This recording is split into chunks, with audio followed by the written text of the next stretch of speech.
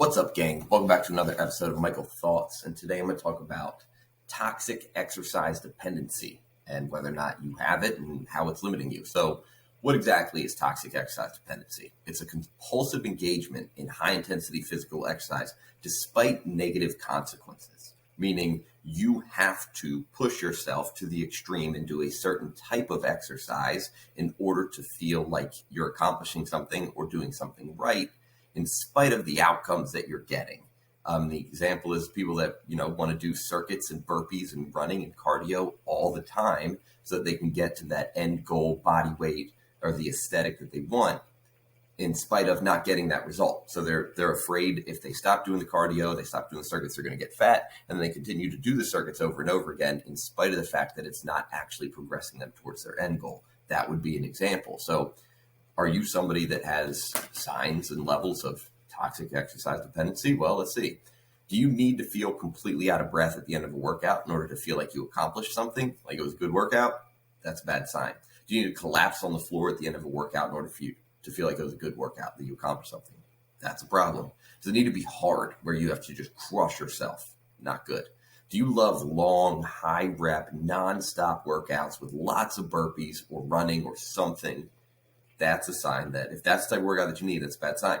Do you need to do cardio? Do you need to do Metcons in order to feel like you're doing the right thing? That's a problem. If you think circuits and Metcons are better than other forms of exercise, if you've ever said to me during a workout, the rest period is too long, you want to keep yourself busy nonstop the entire time, that's a bad sign.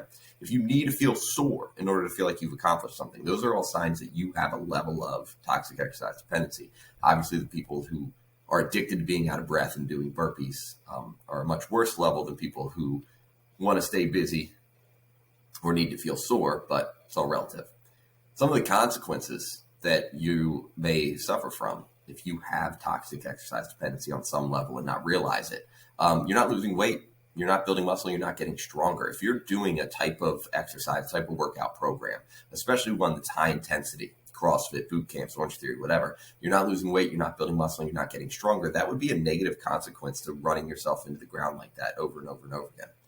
If you commit too much time preparing for the gym, going to the gym, doing the workouts, and then recovering from the exercise, meaning that it actually negatively impacts your life. You take a lot of time to stretch and warm up, you get yourself ready, you think about it all day long, you stress about it, you go to the gym, you spend an hour, 90 minutes at the gym, and you spend a ton of time recovering, stretching at home. If it impacts your life outside of the gym because of the amount of time that you're committing to the gym, if you're getting injured, if you're getting aches and pains consistently from the exercise, that's a bad sign.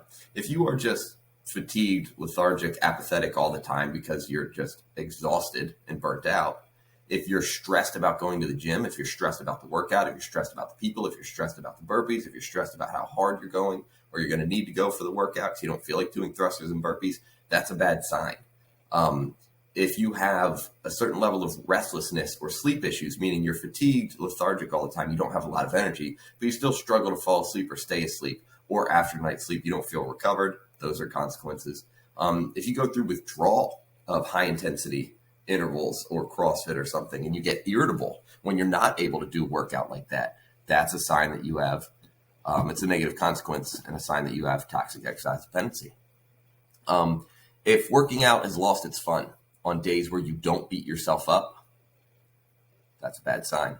If you feel guilty for skipping a workout, like you need to go in and do a workout, these are all signs of toxic exercise dependency, and they're not good for you. The toxic exercise dependency is obviously a bad thing, but thinking that doing lots of burpees is good for you is also crazy. But burpees are trash. All they're going to do is help you be better at burpees. If you're doing strength training and running in between it all the time consistently, there's just way more effective ways to get to your end goal if you have any goal at all, particularly aesthetic ones, burning body fat and building muscle.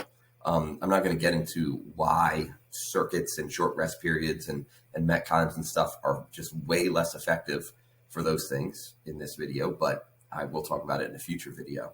I'm just going to leave this about toxic exercise dependency. If you feel like you need to run yourself into the ground and beat yourself up during all of your workouts in order for it to be effective, not only are you wrong, but you're setting yourself back a ton. You're slowing down your progress, or you're actually moving yourself in the wrong direction.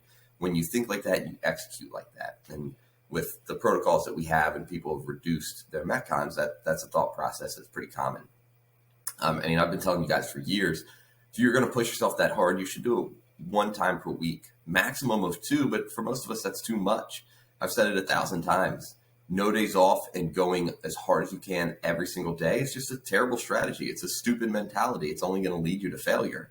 And that's, proven to be true over and over and over again. So that's all I'm going to talk about for toxic exercise dependency today. Just, consider, is this you?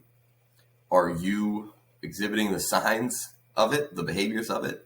Or are you experiencing the consequences of it? And then obviously let me know and ask questions so we can dive deeper into all the different things. But if I don't stop talking now, I might talk for hours about it. So that's where we're going to cut it off. Ask questions. Let me know just a little bit to think about whether or not it applies to you. If you've been training hard for 3 or more months and you're not making steady progress, it's a sign something's wrong.